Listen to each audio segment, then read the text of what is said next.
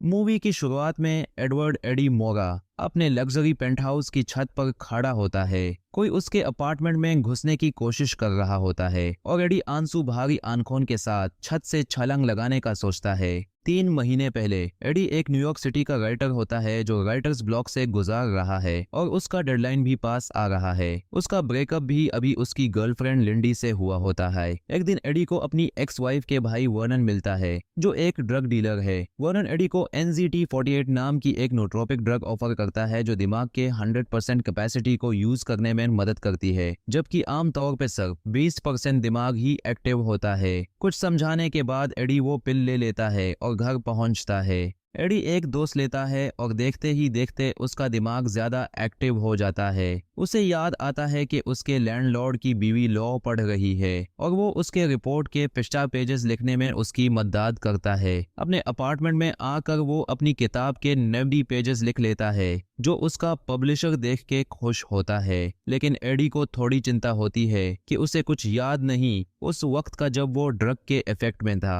Vernon उसे और drug के एक्सचेंज में छोटे छोटे काम करवाता है। एक दिन एडी जब वापस वर्नन के अपार्टमेंट आता है तो उसे वर्नन गोली लगी हुई और अपार्टमेंट उल्टा पुल्टा मिलता है। एडी वहां से NZT48 की स्टैश, कुछ कैश और एक एड्रेस बुक लेकर भाग जाता है।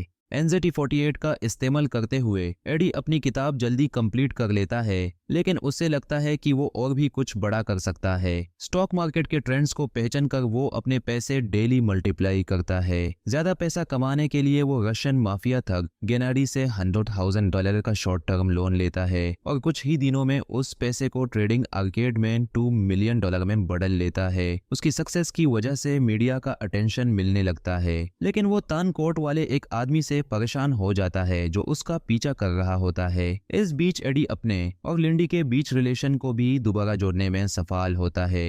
एडी की सक्सेस उसकी मुलाकात पावरफुल बिजनेसमैन कार्ल वान लोन से करवाती है जो एक मर्जर के लिए एडी की एडवाइस चाहता है। एडी NZT के इन्फ्लुएंस में दिन भर पार्टी करता है और नेक्स्ट डे वो होटल रूम में एक ब्लॉन्ड लड़की के साथ होश में आता है। वो बिना याद के जल्दी से वहां से निकलता है। उसके पीछे तन कोट वाला आदमी भी होता है। वो वान लोन से अगले दिन मिलता है बिना NZT के डोज लिए, लेकिन वो समझ जाता है कि शायद एटवुड भी NZT यूजर हो सकता है। तभी न्यूज आती है कि जो लड़की उसके साथ थी वो मर्डर हो गई है। अपने अचानक से बीमारियों से परेशान होके एडी मेलिसा से मिलता है जो भी पहले NZT यूज कर चुकी थी। वो एडी को बताती है कि NZT क्विट करना काफी साइड इफेक्ट्स देता है जैसे नोसिया, वॉमिटिंग और हेडेक्स, और वो NZT का दोस्त धीरे धीरे कम करे। एडी लिंडी से ड्रग स्टैश मंगाता है जब तन कोट वाला आदमी उसका पीछा करता है। एडी लिंडी को कन्विंस करता है कि वो एक पिल ले जिससे उसका दिमाग एक्टिव हो जाता है और वो तन कोट वाले आदमी को चोट पहुंचा के भाग जाती है। स्टैश वापस एडी को देके वो उसका साथ छोड़ देती है।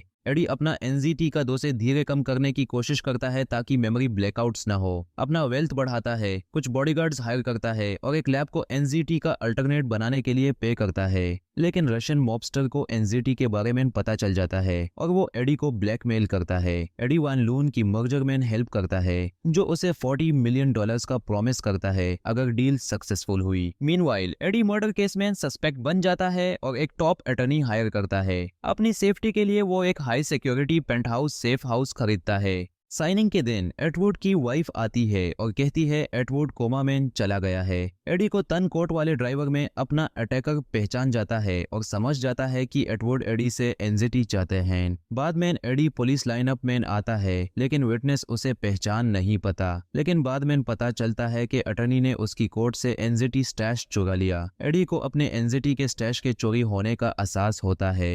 एडी के NZT विड्रॉल शुरू होते हैं और तभी गेनाडी और उसके गुंस उसके सेफ हाउस में घुसने की कोशिश करते हैं। एडी अपनी लाइफ खत्म करने का सोचता है पर याद आता है कि उसके पास एक पिल बची हो सकती है। गेनाडी के ब्लड का इंजेक्शन देख के एडी उस पे हमला कर देता है और डेस्परेट होकर उसके खून को पी के अपने सेंसेस रिकवर करता है। इसके बाद वो एक रशियन को ब्लाइंड करके दूसरे को भी मार देता है। बाद में एटवुड के मरने के बाद एडी तन कोर्ट वाले आदमी के साथ मिलके अपना स्टैश रिकवर करता है।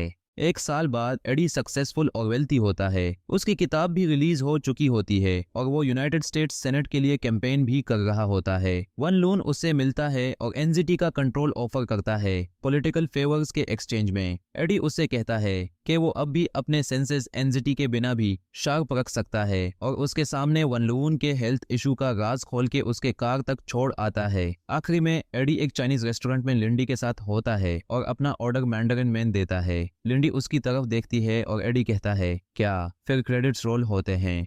हर रोज नई मूवीज के लिए आसान मूवीज को सब्सक्राइब करें।